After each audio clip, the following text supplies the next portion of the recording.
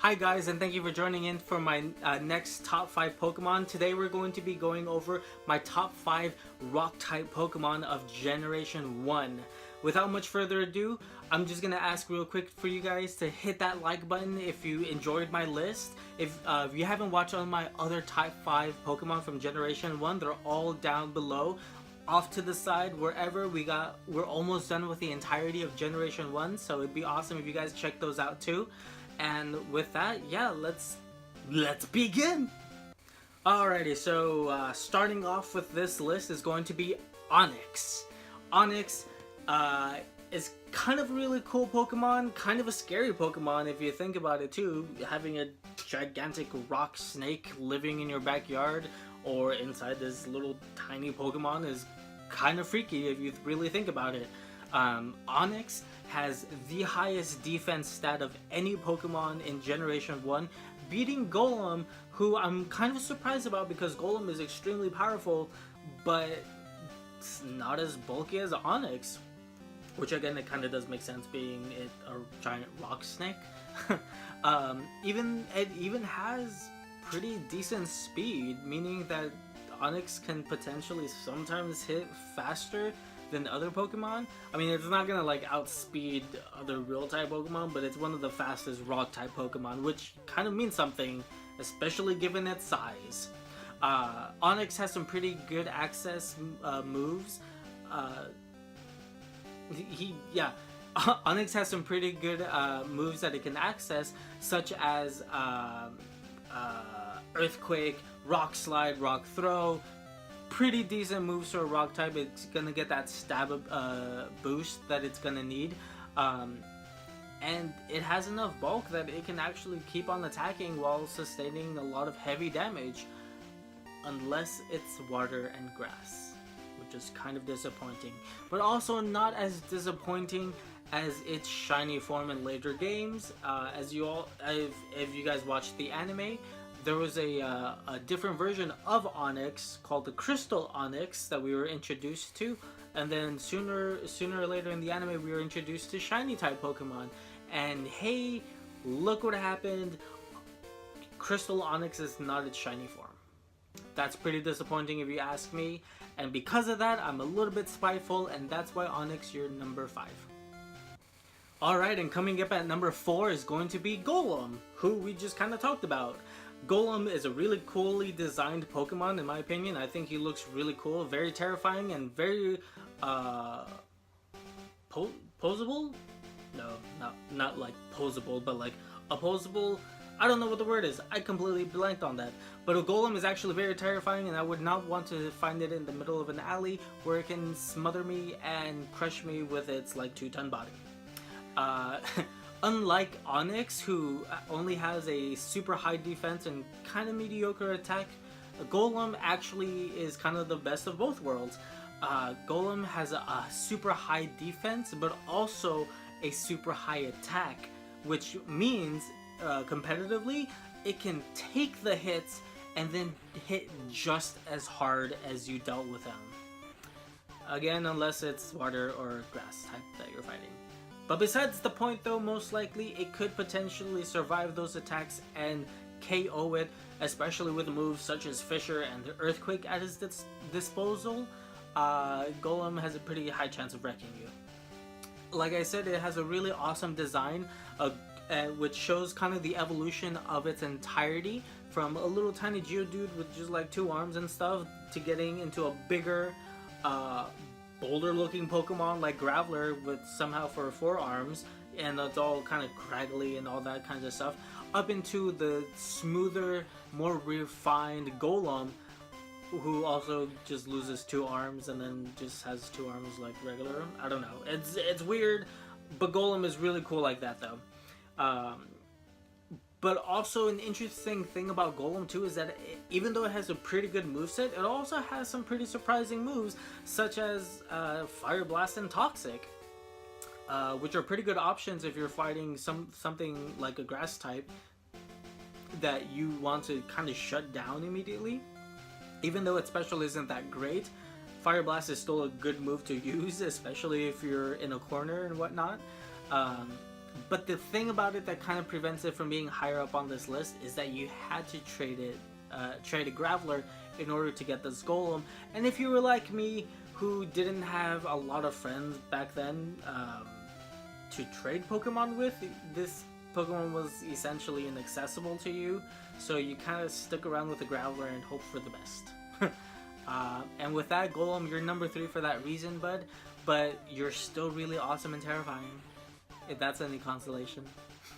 Alright, coming up at number 3 is going to be Kabutops.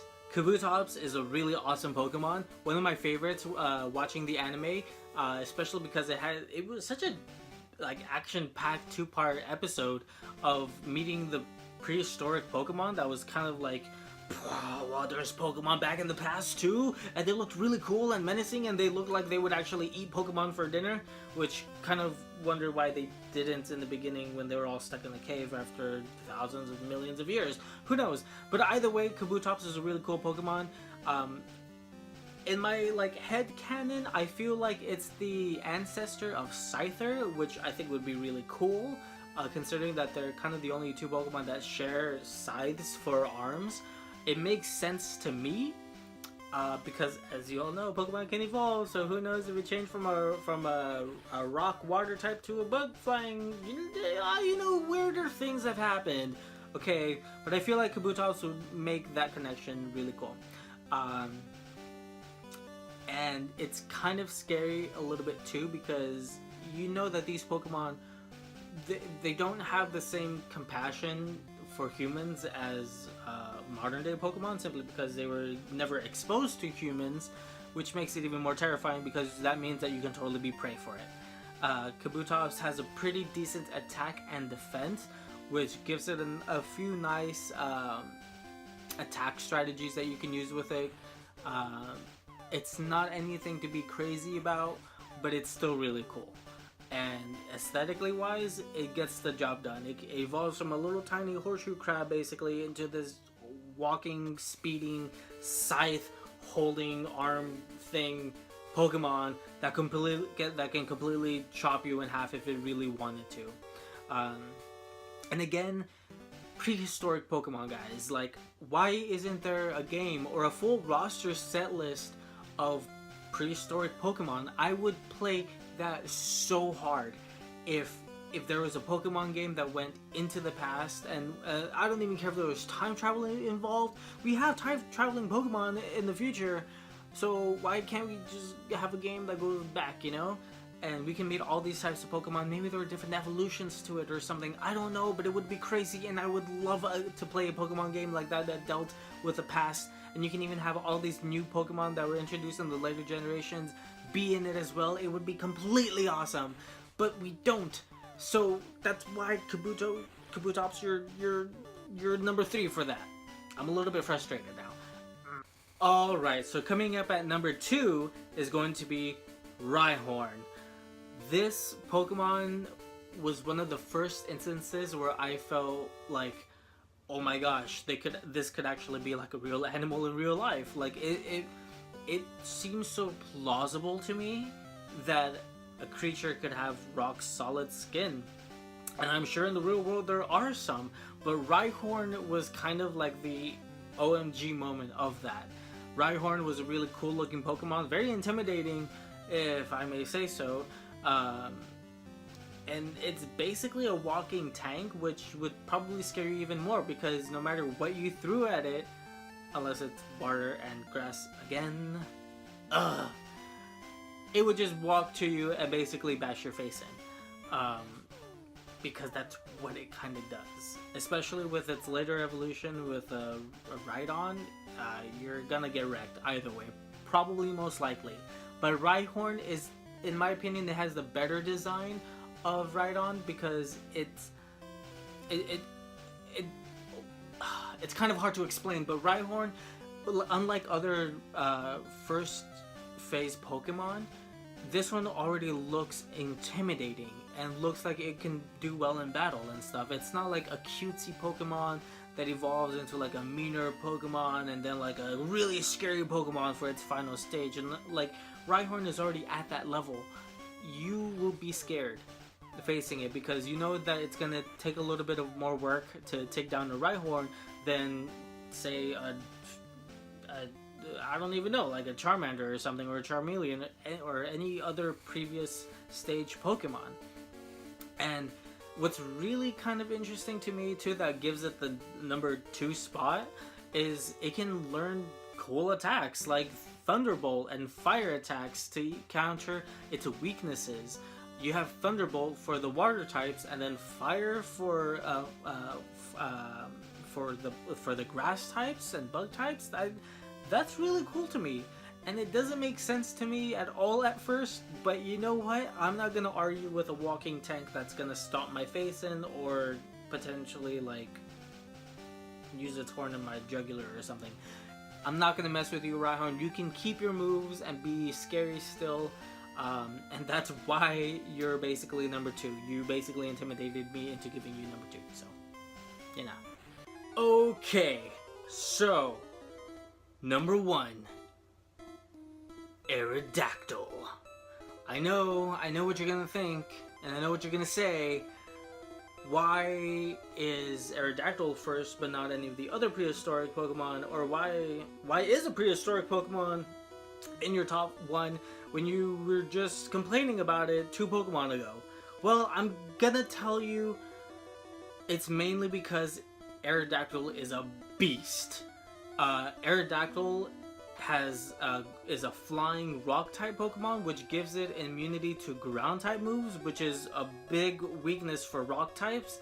The design is completely scary, like it came from the underworld or something. And if you've seen the anime where it first appeared in, that Pokemon has no qualms about biting your face off. You can just ask Ash. He will tell you. Aerodactyl is a really strong type Pokemon as well. It's not just a strong Pokemon though, it's a fast Pokemon, which makes it even scarier, because that means that not only will Aerodactyl be able to bite your face off, but most likely it'll be able to do it without you even noticing that it did it already until it's too late. It's that fast. Aerodactyl has an amazing design from Generation 1 that kind of makes everything full circle with all these prehistoric Pokemon, that makes it seem like these Pokemon really were like the primal of the origins of Pokemon. Aerodactyl, I'm very positive, ruled with terror from the sky back when they were immensely populated in this world in the past. It does have a lot of resistances as well that you would associate with flying types and rock types. And no ×4 weaknesses, which is even better, because even though it might have a couple of shared weaknesses from flying and rock and stuff, it doesn't have anything that you can super crit away, which is amazing considering what it is.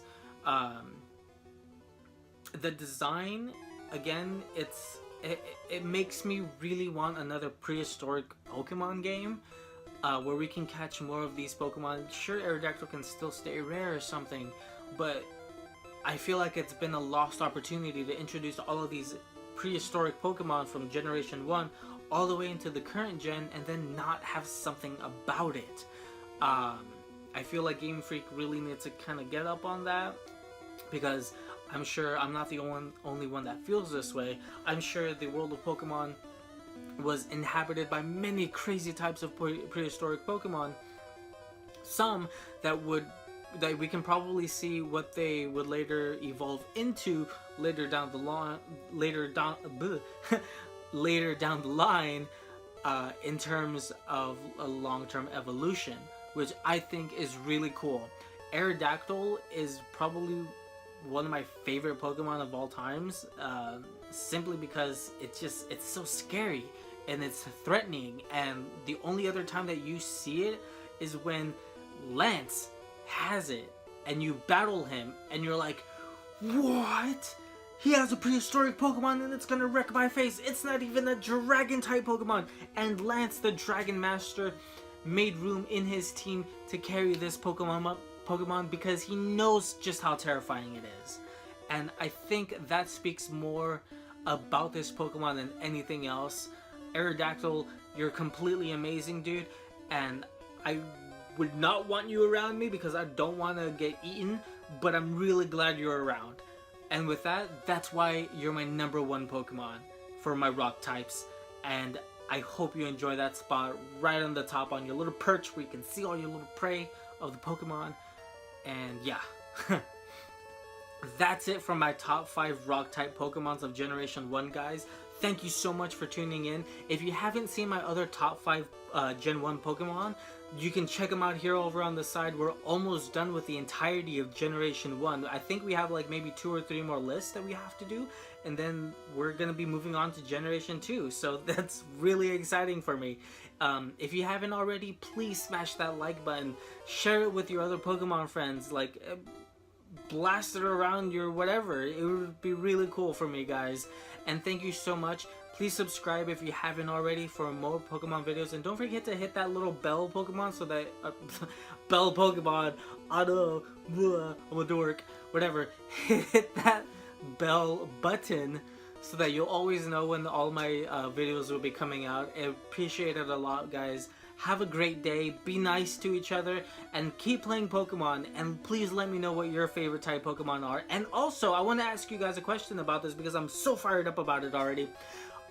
Would you play a prehistoric Pokemon game that delved into the world of Pokemon in its prehistoric days before any of this like Pokeballs, modern day Pokeballs, and all this science stuff happened? Like, would you want to play a game like that? If so, please let me know in the comments below. It'd be awesome. Please follow me on social media. Everything is down in the description, guys. Thank you so much for tuning in again. Chief out.